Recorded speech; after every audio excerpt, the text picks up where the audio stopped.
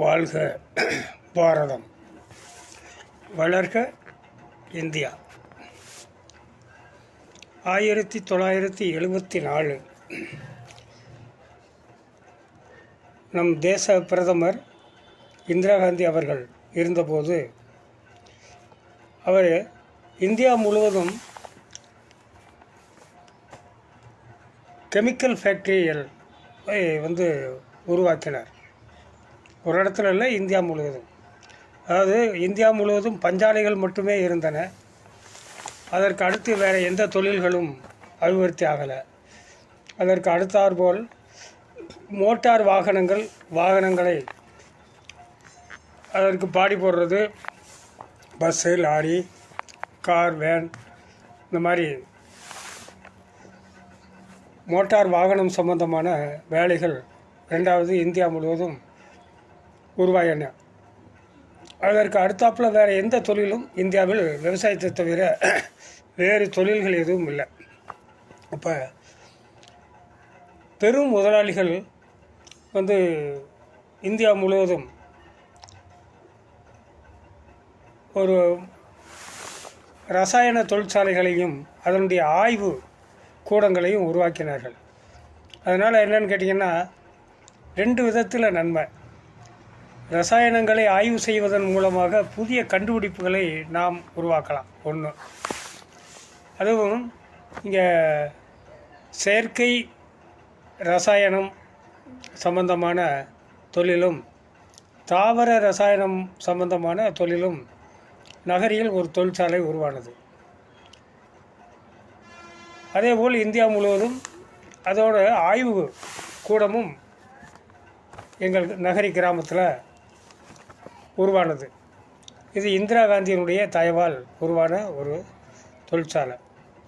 அங்கே குறைந்தபட்ச சம்பளம் அப்போயே குறைந்தது ஒரு 3000 ரூபாயிலேருந்து 5000 ரூபா வரைக்கும் சம்பளம் கொடுக்கணும்.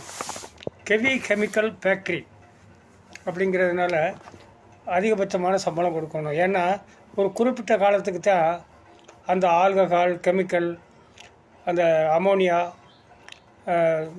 இந்த ஆசிட்டுகள் போன்றவைகளை சுவாசிக்கிறதுனால நரம்பு மண்டலங்கள், மூளை நரம்புகள் பாதிக்கப்பட்டு அவர்கள் சீக்கிரம் கை கால்கள் செயல்படாமல் போவதற்கான வாய்ப்புகள் நிறைய இருக்கிறது. அதிகபட்சம் ஒரு 10 ஆண்டுகள் தான் நல்லா உழைக்க முடியும். அப்படிங்கிறதுனால அதுக்கு தகுந்தவாறு சம்பளம் கொடுக்கணும்னு சொல்லி ஒரு ஆளுக்கு 5000 ரூபா கொடுக்கணும் அப்படின்னு அரசு நிர்ணயித்திருந்தது. கெமிக்கல் ஃபேக்ட்ரியில். இங்கே ஒரு ரசாயன தொழிற்சாலையில் தாவர ரசாயனங்களையும், ஆயில் ரிஃபைனரி, செயற்கை முறை ரசாயனம், இந்த 3 விதமான இதுகளை இங்கே உருவானது. இங்கே இருக்கிற தொழிலாளிகளுக்கு சம்பளம் எவ்வளோன்னு கேட்டிங்கன்னா, தினக்கூலியாக போகிறவங்களுக்கு 5 ரூபா 6 ரூபா சம்பளம். ஒரு மாத சம்பளம்னா 226 ரூபா 228 ரூபா, அவ்வளோதான் ஒரு மாத சம்பளம். அப்போ ரொம்ப குறைவான கூலியை தர்றாங்க அப்படின்னு சொல்லிட்டு ஒரு தொழிற்சங்கம் அமைச்சா அது சம்பந்தமாக நம்ம சம்பளத்தை ஓரளவு கேட்டு வாங்கலாம். முறைப்படி அரசு மூலமாக வாங்கினா இன்னும் கொஞ்சம் சம்பளம் கூட்டி வாங்கலாம் அப்படின்னு சொல்லி ஒரு தொழிற்சங்கம் அமைக்கணும்னு சொல்லி முடிவு பண்ணணும். அப்போ இந்திரா காந்தியால் உருவாக்கப்பட்டதுனால அப்போ காங்கிரஸ் அரசு, மத்திய அரசு காங்கிரஸ், தமிழ்நாட்டிலேயும் ஓரளவு காங்கிரஸ் செல்வாக்கான ஒரு கட்சி. திமுகவை காட்டிலும் கூட ஒரு செல்வாக்கான கட்சி தான். அப்பையும் கூட தோல்வி அடைந்திருந்தாலும் பெரிய மனிதர்களுக்கு கிராமங்கள்லேயும் பொது வெளிகள்லேயும் காங்கிரஸ்காரர்களுக்கு நல்ல மரியாதை இருந்தது. இப்போ அது சம்பந்தமாக ஒரு ஐஎன்டியூசி தொழிற்சங்கத்தை உருவாக்கணும் அப்படின்னு சொல்லி உருவாக்கணும். அதுக்கு பெரும்போது எதிர்ப்பு பண்ணாலும் கூட அவ்வளவு கடுமையான எதிர்ப்பு இல்லை. ஏன்னா ஆளும் சர்க்கார் அப்படிங்கிறதுனால மத்திய அரசு அதனுடைய மூலமாக நம்ம தொழிற்சாலைகள் அமைச்சிருக்கோம் அப்படிங்கிற ஒரு காரணத்தினாலையும் மிகப்பெரிய நெருக்கடிகளை தரலை.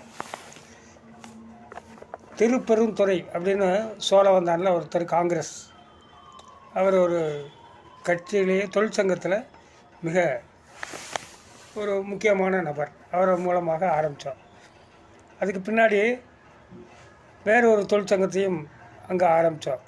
அப்போ அந்த தொழிற்சங்கத்தில் நான் எந்த தொழிற்சங்கத்திலையும் மெம்பர் இல்லை. ஆனால் இருந்தாலும் அந்த தொழிலாளிகளுக்காக கொஞ்சம் கூட ஆலோசனைகளையும் தனியாக வேணுங்கிற உதவிகளையும் செய்து அந்த தொழிற்சங்கத்தை உருவாக்குறதுக்கு முழுமையாக அளவுக்கு மெம்பர்ஷிப்புகளை சேர்த்து கொடியேற்றி அதை பார்த்து அந்த தலைவரையும் செயலாளரையும் பக்கத்தில் கொண்டு போய் நிப்பாட்டி அந்த கொடியை ஏற்றி இறக்கி சரி பண்ணுறது வரைக்கும் முழுமையாக 99% ஒர்க்கு என்னுடைய ஒர்க்கு. அந்த தலைவர்கள் 2 பேரும் ஒரு ஃபார்மாலிட்டிக்கு என்ன வேலையை விட்டு நிப்பாட்டிட்டானா என்ன பண்ணுறதுன்னு அவங்க 2 பேரும் ஒரு ஃபார்மாலிட்டியாக வந்து நின்றாங்களே ஒழிய முழுமையாக வேலை செய்யலை. அடுத்தாப்பில் இன்னொரு தொழிற்சங்கம் தான் ஆரம்பித்து அந்த தொழிற்சங்கத்துலேயும் நான் மெம்பர் கிடையாது, மற்றவங்க தான் மெம்பர். அப்போ அங்கே இருக்கிற தொழிலாளிகளுக்கும் அந்த நிர்வாகம் 352 பேர் கேஷுவல் லேபர் 6 ரூபா சம்பளம், 52 பேர் பெர்மனண்ட்டு தொழிலாளி இங்கே இருந்தது. மொத்தமே ஆயில் ரிஃபைனரி ப்ரொடக்ஷனில் வந்து பைட்டோ கெமிக்கல்ஸு, அதுக்கு அடுத்து சிந்தட்டிக் கெமிக்கல்ஸ், இந்த 3ம் போக ஆய்வுக்கூடம் அதில் ஒரு 10-50 பேர் வேலை செஞ்சாங்க. இந்த பிஎஸ்சி கெமிஸ்ட்ரி படித்த நபர்கள் அதில் உதவியாளர்களாக, எம்எஸ்சி கெமிஸ்ட்ரி படித்த ஆளுங்க அதில் தலைமை ஆய்வாளர்களாக வேலை பார்த்தாங்க அந்த ஆய்வு கூடத்தில். அவங்க இந்த ஃபேக்ட்ரியில் இருக்கக்கூடிய அந்த ரசாயனங்கள் வந்து முறையாக ஆயில்கள் இதெல்லாம் குறிப்பிட்ட சதவீதத்தில் இருக்கா, இந்த பைட்டோ கெமிக்கல்ஸில் எத்தனை சதவீதம் ஆசிட் இருக்குது, நைட்ரிக் ஆசிட்டு எத்தனை சதவீதம் அமோனியா கேஸ் இருக்குது, எவ்வளவு திக்னஸ் இருக்குது, இது வந்து வெளிநாடு போகும்போது அங்கே அங்கீகரிக்கப்படுமா படாதா அப்படிங்கிறதெல்லாம் ஒரு மணி நேரத்துக்கு ஒருக்கா அரை மணி நேரத்துக்கு ஒருக்கா அதை கொஞ்சம் சேஞ்ச் பண்ணி அதனுடைய ப்ரொடக்ஷன் மூலமாக அப்போக்கப்போ போய் லேபரேட்டரியில் செக் பண்ணிக்கிட்டே இருப்பாங்க. அதனுடைய ஸ்பெசிஃபிக் கிராவிட்டி எவ்வளவு இருக்குது, அதனுடைய அடர்த்தி எவ்வளவு, அதனுடைய நெகிழும் தன்மை எவ்வளவு அப்படிங்கிறதெல்லாம் அடிக்கொருக்கா பார்த்து அது குறிப்பிட்ட 7.5 அப்படி இருந்தால் தண்ணி, 0.8 இருந்துச்சுன்னா என்ன அப்படிங்கிற மாதிரி ஒரு கால்குலேஷன், அது மாதிரி பிஹெச் பார்த்துட்டு அதை எப்படிங்கிறத அந்த இதில் கலந்த அதே மெத்தனால், அதாவது அந்த மெத்தனால் என்ன செய்கிறதுனா திரும்பி வேப்பர் பண்ணி தண்ணியோட கலந்து இருக்கக்கூடிய மெத்தனால் ஒரு குறிப்பிட்ட வெப்பத்தை உருவாக்கினோன்னா அது வேப்பராகி மேலே டியூப் வழியாக இன்னொரு இடத்துக்கு போகுது. அங்கே போனவுடனே அங்கே கூலிங்காக இருக்குது. கூலிங் ஆன உடனே இந்த வேப்பரான வாயு அங்கே போனவுடனே கூலிங் ஆகி திரும்பி இந்த மெத்தனால் கொஞ்சம் ஆல்கஹால் கொஞ்சம் கூட வேஸ்ட் ஆகாமல் திரும்பி ஆல்கஹால் தன்னுடைய உருவத்தை திரும்பி வந்து அடையுது. முதல்ல தண்ணியோடு கலந்து அதை கொதிக்க விடுறாங்க. அதனுடைய அசையை வெளியில் எடுத்ததுக்கு பின்னாடி, அந்த கொதிகலன் மூலமாக வெளியில் எடுத்ததுக்கு பின்னாடி அது வேப்பராகுது. வேப்பரான உடனே அந்த வேப்பராகிறது ஆல்கஹால் வேப்பராகிறது. தண்ணியில் மட்டும் அந்த அசை கீழே கொதிக்க வச்சு அந்த அசையை சாறுன்னு சொல்கிறோம் இல்லையா, நம்ம சாதாரணமாக கீரைச்சாறு அது இது வைக்கிறோம் இல்லையா, அது மாதிரி அந்த அசையை கீழே எடுத்து அதை ட்ரையரில் வச்சு அதை உலர்த்தி அதை பவுடர் ஆக்கிடுறாங்க. இந்த கலந்த தண்ணியிலையும் அந்த இலைகள்லேயும் கலந்த இந்த ஆல்கஹால் மீண்டும் வேப்பரான உடனே திரும்பி கூலிங் ஆகி பழைய நிலைக்கு திரும்பி வந்து கொஞ்சம் கூட சேதாரம் இல்லாமல் திரும்பி உபயோகத்திற்கு வந்துடுது. இப்போ இது மாதிரியான ஒரு தாவர ரசாயனம் கெமிக்கல், அந்த செயற்கை முறை ரசாயனம் எப்படின்னா அது ஒரு கெமிக்கலோடு இன்னொரு கெமிக்கலை இணைச்சி அதை இது பண்ணால் அந்த பவுடர் உண்டாகுது. இப்போ இது எந்த சதவீதத்தில் இதானா என்ன ஆகும்? இன்றைக்கி நம்ம இந்த மெட்டாசின், அனாசின், நோவல்சின் இந்த மாதிரிலாம் வாங்குகிறோம் இல்லையா, இது பினால் பொட்டேஷன் சொல்லி ஒரு பவுடர், அந்த பவுடரை அங்கே தயார் பண்ணாங்க. அது ஜப்பான், ஜெர்மன், இங்கிலாந்து போன்ற நாடுகளுக்கு ஏற்றுமதியாச்சு. அப்போ அங்கே ஏற்றுமதி ஆகும் பொழுது அது மட்டும் இல்லாமல் புற்றுநோய்களை குணப்படுத்துவதற்கான ஒரு லிக்விட் தாவரங்கள்லேருந்து தயார் பண்ண ஒரு லிக்விடை ஊமத்தங்காயிலேருந்து நெட்டிக்காயிலேருந்து தயார் பண்ண அந்த ஒரு இது வகுத்தால் போகிறதுக்கு வந்து சென்னான்னு சொல்லி ஒரு தாவரத்துலேருந்து அது தயார் பண்ணுற ஒரு பவுடர். இப்படி பல்வேறு விதமான 21 ஃபார்முலாக்களை அந்த தொழிற்சாலையில் கொண்டு வந்திருந்தாங்க. இப்போ நான் அங்கே ஆரம்பத்தில் அந்த சோதனை கூடத்தில் ஹெல்ப்பராக அவங்களுக்கு உதவியாக அந்த குடுவைகளை எடுத்து கொடுக்கறது, அவங்க சொல்கிற வேலையை கேட்குறது, தண்ணி இதுகளை குறிப்பிட்ட அளவுக்கு இது பண்ணணுன்னு எந்த அளவுக்கு என்ன செய்கிறாங்க அப்படிங்கிறத பார்த்து அவங்க சொல்கிறத அந்த ஃபார்முலா படித்த எம்எஸ்சி கெமிஸ்ட்ரி படித்தவங்களுக்கு உதவியாளர்களாக அவங்க சொல்கிற வேலையை கேட்டுக்கிட்டு இருந்தோம். அதே மாதிரி அதில் இருந்த நீண்ட காலமாக இருந்த ஹெல்ப்பர்கள் அந்த எம்எஸ்சி கெமிஸ்ட்ரி படித்து அந்த சயின்டிஸ்டாக வரக்கூடிய நபர்களை காட்டிலும் கூட இந்த ப்ராக்டிக்கல் நாலேஜ் இருக்கக்கூடிய ஹெல்ப்பர்கள் அவங்கள காட்டிலும் நாலேஜான ஆள்களாக பெரும்போய் வந்துட்டாங்க. ஒரு சிலர் வந்து ஒரு ஃபேக்ட்ரியில் தனியாகவே போய் பல்வேறு விதமான இந்த தாவரங்கள் மூலமாக இந்த ரசாயனங்களை எப்படி நம்ம பயன்படுத்தி எப்படி மருந்துகள் தயார் பண்ணலாம் அப்படிங்கிற அளவுக்கும் இந்த ஆயில் ரிஃபைனரியில் வேலை பார்த்த பலர், அந்த சோதனை சாலையில் இருந்தவங்க பலர் வந்து தனி நிர்வாகியாக மற்ற ஃபேக்ட்ரிகளில் சின்ன சின்ன ஃபேக்ட்ரிகளில் இங்கே ஹெல்ப்பராக இருந்தவங்க, உதவியாளராக இருந்த ஒரு சாதாரண ஒரு 10th 8th படித்த நபர்கள் இன்னொரு ஃபேக்ட்ரியில் ஒரு கெமிக்கல் ஃபேக்ட்ரியினுடைய ஒரு மேனேஜர் அளவுக்கு அல்லது ஒரு ப்ரொடக்ஷன் மேனேஜர் அளவுக்கு அங்கே மற்ற இடங்களில் போய் பல இடங்களில் வேலை பார்த்தாங்க. அப்படி வேலை பார்க்கும்பொழுது திடீர்னு சம்பளத்தை கொஞ்சம் கூட்டி கொடுங்க அப்படின்னு கேட்கும்பொழுது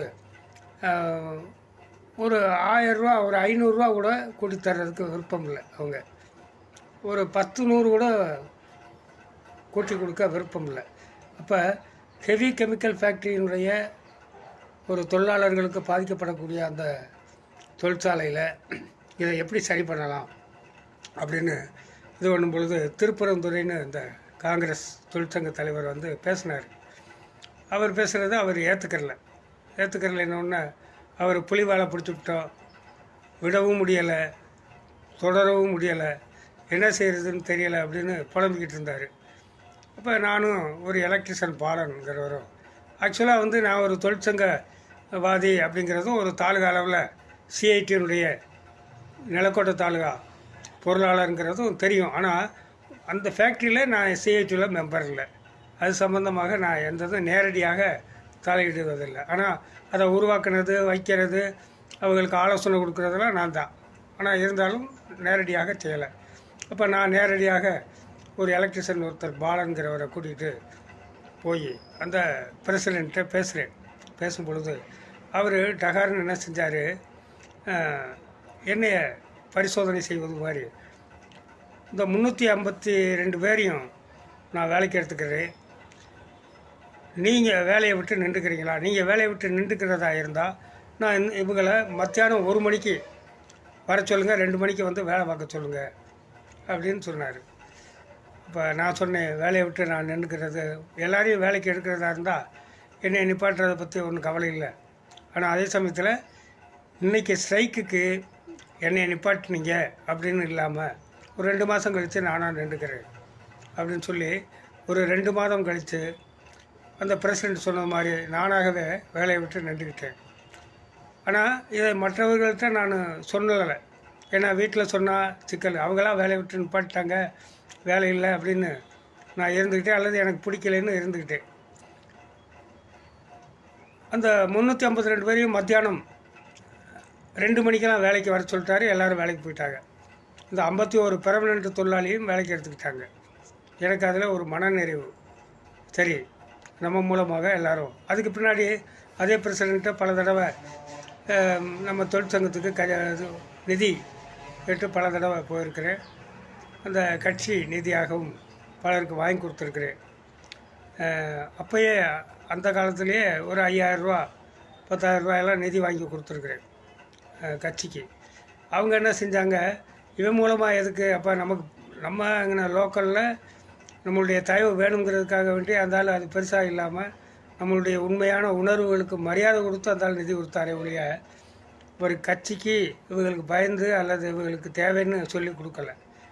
இவங்க ஒரு மாவட்ட பொறுப்பாளர்கள் என்ன செஞ்சாங்க, இந்த கட்சியில் என்னையை கட் பண்ணி விட்டுட்டு இவங்க போனாங்க. போன உடனே அவங்க ஒரு பைசா கூட தரல. அதுக்கு பின்னாடி நானும் போக எனக்கு விருப்பம் இல்லை. ஏன்னா நம்மளை புறக்கணிச்சிட்டு அவங்களாம் நேரடியாக போய் நிதி வாங்க போனாங்க. இவ்வளவுக்கு நான் நிதி வாங்குகிற காசுகளை ஒரு ரூபா கூட செலவோ இதோ இல்லாமல் அவங்கக்கிட்ட பொறுப்பாளர்கள்ட்ட அங்கேயே கையில் கொடுத்துருவேன். வாங்குறதுக்கெல்லாம் ரசீது போட்டு அதில் என் கட்சிக்குன்னு சொல்லி நிதி எழுத மாட்டேன். கிராமத்தினுடைய ஒரு சிறப்பு நிகழ்ச்சி, கிராமத்தில் திருவிழா அப்படின்னு சொல்லி ஒரு கோவில் திருவிழா அப்படின்னு போட்டு நிதி கொடுப்பார் அந்த பிரசிடெண்ட்டு.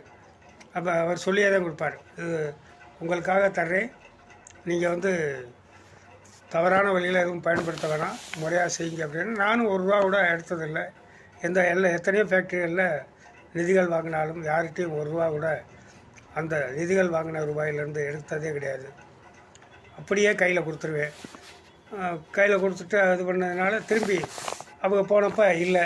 அப்புறம் கொஞ்சம் கொஞ்சமாக நானும் அந்த தொழிற்சங்கத்தில் ஈடுபாடுகள் இல்லாமல் இருந்துட்டேன். ஏன்னா எனக்கு ஒரு வெறுப்புணர்வு வந்துருச்சு, நம்மளை புறக்கணிச்சிட்டு நேரடியாக அவங்க போகிறாங்க அப்படின்னு. அதுக்கு பின்னாடி அந்த தொழிற்சங்கமும் அங்கே இல்லாமல் போயிடுச்சு. இப்போ அங்கே எந்த தொழிற்சங்கமும் இல்லை. அந்த 5000 ரூபாய் சம்பளங்கிறத நீண்ட காலமாக பல ஆண்டுகளுக்கு பின்னாடி கூட அவங்க வாங்கலை. ஒரு 40-30 ஆண்டுகள் 35 ஆண்டுகளுக்கு பின்னாடி கூட அவங்க அந்த ஹெவி கெமிக்கல் ஃபேக்ட்ரிக்கான சம்பளத்தை அந்த ஊழியர்கள் வாங்கலை. அப்படிங்கிறது ஒரு பெரிய வருத்தம். தொழிலாளர்களுக்காக ஒரு 7-8 வருஷம் உழைச்சி அந்த தொழிற்சங்கத்தை உருவாக்கி அதை பாதுகாத்துக்கிட்டு வந்தோம். அப்படிங்கிறதுலேயும் அவங்களுக்கு வேலை செஞ்சோங்கிறதுல ஒரு மனநிறைவு. நன்றி, வணக்கம். தமிழ்மணி, நகரி, மதுரை புறநகர் மாவட்டம், இந்து முன்னணி மாவட்ட செயற்குழு. இப்போது இந்து முன்னணியில் நான் இருக்கிறேன் ஒரு 7-8 வருஷமாக. ஏன்னா அங்கே இருக்கிற அமைப்பில் இருக்கிற நபர்களோடு என்னோடு இணைந்து பணியாற்ற முடியாத ஒரே காரணத்தினால நான் இங்கே வந்துட்டு வேறு எந்த விதமான லாபத்துக்காகவும் வரல. நன்றி, வணக்கம்.